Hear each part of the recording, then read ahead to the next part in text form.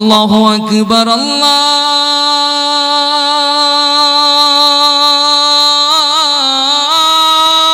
अकबर। उसने जैसे ही आजान खत्म की ना, पीछे घर के सारे लोग जग करके खड़े हैं। कहा हुजूर, हमने बड़ा मुअज्जिन देखा है, पहला ऐसा मुअज्जिन देखा है जो लोगों के घर में घुस घुस के आजान दे रहा है। उधर खानकाहे कादरिया में शेख अब्दुल कादिर जिलानी अपनी मसनद पे बैठे हैं और मुस्कुरा रहे हैं और बार बार कह रहे हैं फंस गया फंस गया फंस गया फंस गया। लोगों ने कहा हुजूर कौन फंस गया? कहा भाई उसकी दो शर्तें मान करके मैं नहीं फंसा, मेरी एक मान करके वो फंस गया। गरीब नवाज का सर जिनकी बारगाह में झुक जाता है उन्हें शेख अब्दुल कादिर जिलानी कहते हैं।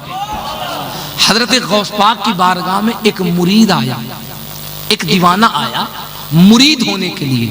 उसने कहा हुजूर मैं चाहता हूं कि मैं आपका मुरीद हो जाऊं। हजरत ने फरमाया ठीक है मुरीद हो जाओ। फरमाया हुजूर मेरी दो शर्तें हैं। कहा क्या शर्तें हैं? कहा हुजूर मेरी दो शर्तें ये हैं कि मैं चोरी करता हूं। क्या करता हूं? मैं नमाज नहीं पढ़ता। और मेरी दो शर्तें ये हैं कि हुजूर मुझे मुरीद कर लीजिए, मैं चोरी नहीं छोड़ूंगा और मैं नमाज नहीं पढ़ूंगा। उस बात पर तेरा दिमाग खराब हो गया है। अब्दुल कादिर चोरों को वली बनाने आया है, बेनमाजियों को नमाजी बनाने आया है। ये अजीब किस्म का दीवाना है जो मुझी से कह रहा है कि मुरीद हूं, चोरी करता रहूंगा, नमाज नहीं पढ़ता, नमाज नहीं पढ़ूंगा। ऐसा कैसे होगा? चोर भी बड़ा होशियार था। उसने कहा हुजूर कोई बहुत बड़ी शर्त नहीं है, मान लीजिए ना, मान लीजिए। गौस पाक ने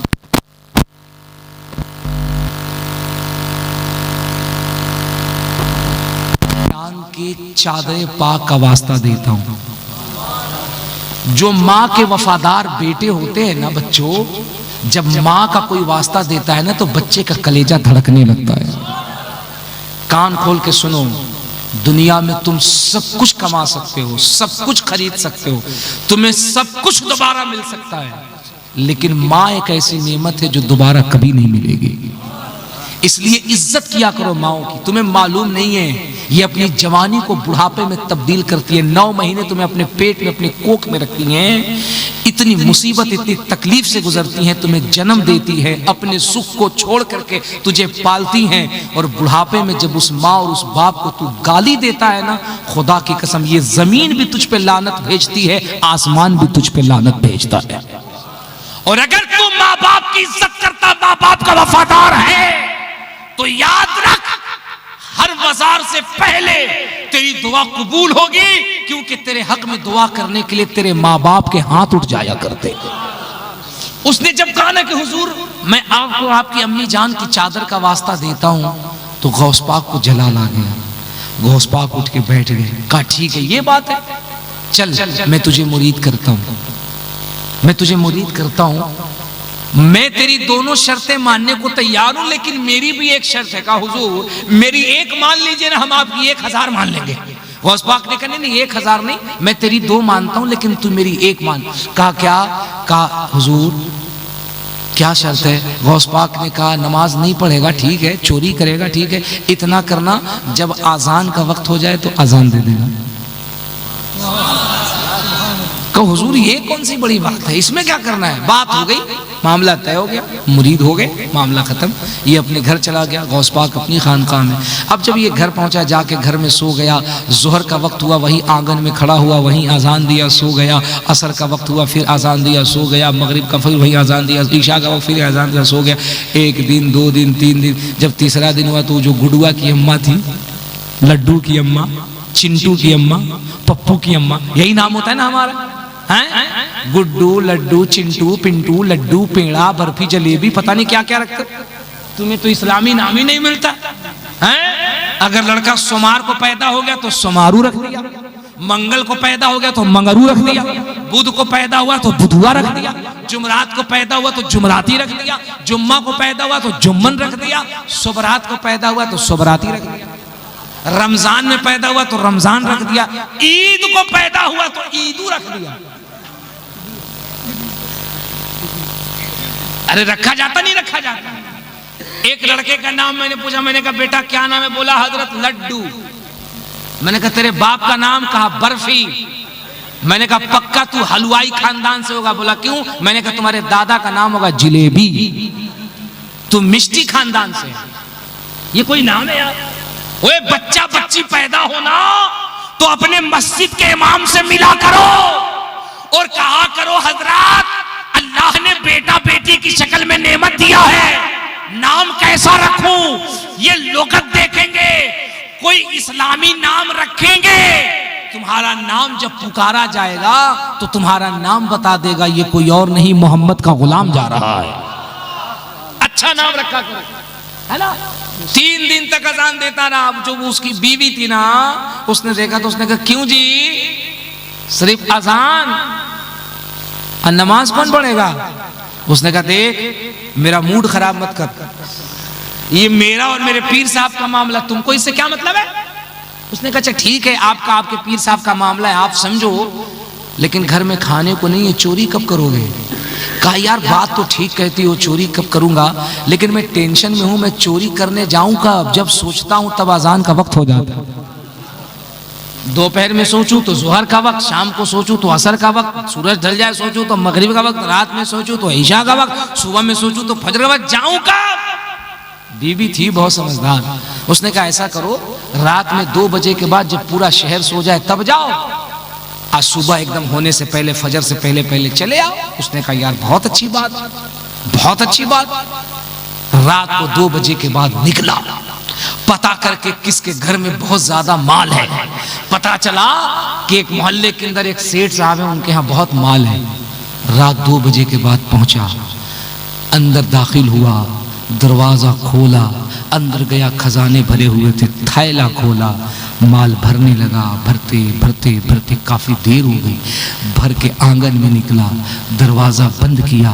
अब जब गठरी उठा के चलना चाहा, अचानक जब निगाह ऊपर गई तो कहा या अल्लाह ये तो फजर के अजान का वक्त हो गया है, ये तो फजर के अजान का वक्त हो गया। उसने कहा निकल जाऊं। फिर दिल से ख्याल आया यार तेरे पीर साहब ने तेरी इतनी बड़ी 2 शर्तें मानी है, तू मुरीद कैसा है? जब फजर के अजान का वक्त हो गया तो तुझे वक्त पे अजान देना चाहिए। उसने कहा ना ना ना, मैं पीर साहब से गद्दारी नहीं करूंगा। थैला वहीं रखा और उसी आंगन के अंदर कान में उंगली लगाई और शुरू हो गया और पुकार के कहने लगा अल्लाहु अकबर अल्लाह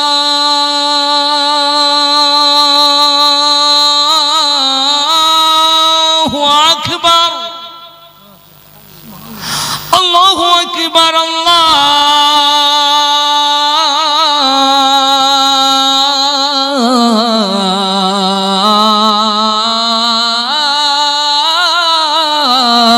अल्लाहु अकबर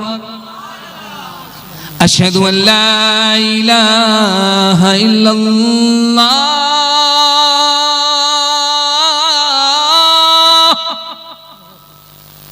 अशहदु अल्ला इलाहा इल्लल्लाह।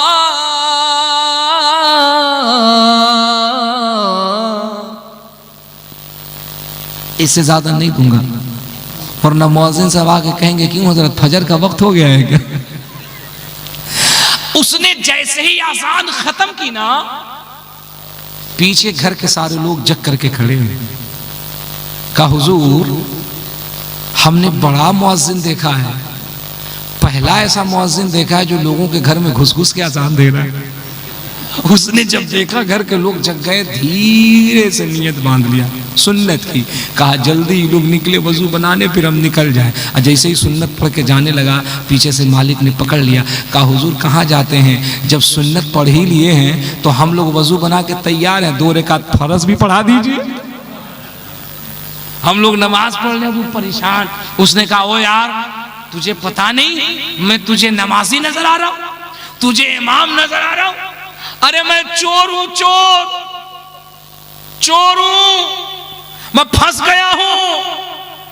घर वाले ने कहा हुजूर चोर हैं, आप तो मजाक कर रहे हैं। कहा नहीं मैं चोर हूं। कहा हुजूर अगर आप चोर होते तो लोगों के घर में घुस के अजान देते, आप चोर नहीं, आप तो अल्लाह के वली हैं। अरे दूसरा वली होता है जो खानकाह में अजान देता है, आप तो अल्लाह के इतने बड़े वली है कि लोगों के घरों में घुस घुस के अजान दे रहे हैं। आप तो इतने बड़े वली हैं। वो ले गया और जाके माल दिखाया, कहा देखो ये तुम्हारा माल है ना, ये मैं चुराने आया था, मैं फंस गया हूँ। घर के लोगों ने कहा, हुजूर अगर आप चुराने ही आए थे तो आप ये माल भी ले जाइए और हमको अपना मुरीद भी बना लीजिए। आपकी तरह वली हुजूर कहाँ मिलेगा बताइए। घरों में घुस घुस के आप नमाज पढ़ा रहे हैं। उधर खानकाह कादरिया में शेख अब्दुल कादिर जिलानी अपने मसनद पे बैठे हैं और मुस्कुरा रहे हैं और बार बार कह रहे हैं, फंस गया फंस गया फंस गया फंस गया। लोगों ने कहा, हुजूर कौन फंस गया? कहा, वही उसकी 2 शर्तें मान करके मैं नहीं फंसा, मेरी एक मान करके वो फंस गया है, मेरी एक मान के वो फंस गया है। अल्लाह अकबर। अब जब लोगों ने बहुत इसरार किया, कहा हुजूर नमाज पढ़ा दीजिए, हुजूर मुरीद कर लीजिए। ओ नौजवानों सुनो, ओ मेरे बच्चों सुनो, ओ मस्जिद के लिए चंदा करने वाले सुनो सुनो। वो चोर रोते हुए अपने पीर अब्दुल कादिर के खानकाह की तरफ अपना चेहरा करता है, हाथ को जोड़ता है और रोते हुए कहता है, मेरे पीर अब्दुल कादिर, मैंने तो कहा था मैं नमाज नहीं पढ़ूंगा, मैंने तो कहा कि मैं चोरी करूंगा, लेकिन आज पता चला अब्दुल कादिर, आज पता चला एक वक्त की मैंने नमाज क्या पढ़ी, दुनिया मुझे वली कहने लगी है, दुनिया मुझे वली कहने लगी है। जब एक वक्त की नमाज पढ़ने में इतना असर है कि दुनिया मुझे वली कह रही है, अगर मैं 5 वक्ता नमाजों का पाबंद बन जाता तो दुनिया मेरी विलायत को तस्लीम करती हुई नजर आती, मेरी विलायत को तस्लीम करती हुई नजर आती। मैं तुमसे कहता हूं, ए मेरे नौजवान बच्चों, ए मेरी इस्लामी बहनों, मेरी माओ, मेरी बच्चियों, तुम कहां बेपर्दा घूमती हो, तुम कहां बेहयाई में डूबी रहती हो? ए नौजवान बच्चा, तू कहां दर बदर भटकता रहता है? अरे आ पलट जा, अपने पेशानियों में सजदे की तड़प पैदा कर। वो खुदा की कसम तू नमाजों का पाबंद बन जा, 5 वक्त नमाजें पढ़। ओ मेरी बहन, अपने घरों में तू 5 वक्त नमाजों की पाबंदी बन जा। तुझे मालूम नहीं है अल्लाह की बारगाह में सर झुकाना तेरा काम है, तेरी बीमारियों को दूर करना ये रब की कुदरत कामिला का फर्ज है। तू यहां सर झुकाएगा, अल्लाह करम फरमाएगा, तेरी बीमारियां दूर होती हुई नजर आएंगी, तेरी परेशानियां दूर होती हुई नजर आएंगी। हजरत मौला अली फरमाते हैं, अल्लाह, अब गाड़ी छूट जाएगी, राइट टाइम है ना, जाना पड़ेगा ना। देखिए उधर से सिग्नल दे रहा है, जाना पड़ेगा, अब जाना पड़ेगा। बहुत सारी बातें हैं, मैं इंशाल्लाह बहुत सारी बातें करता, लेकिन इंशाल्लाह क्या फ्लाइट से 5-6 हजार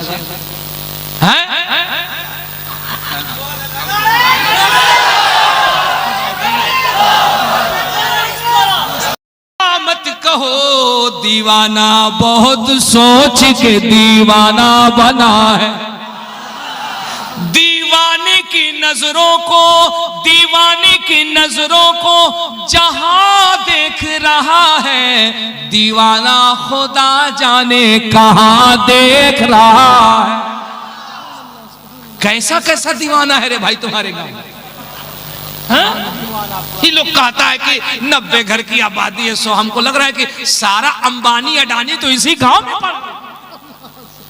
रात को 10 बजे 11 बजे के बाद भारत का स्टेट बैंक बंद हो जाता है, यहां सुन्नियों का एटीएम खटाखट चालू नजर आ रहा है।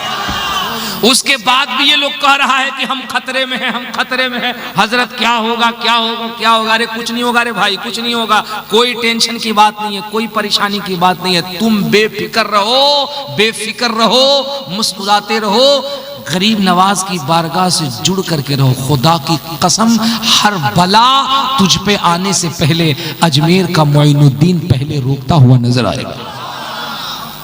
मामूली समझते हो क्या गरीब नवाज को? मामूली हस्ती है गरीब नवाज, मामूली बारगाह है गरीब नवाज की। सरकारे गरीब नवाज का मकाम मैं तुम्हें बताऊं क्या हुआ? खैरियत?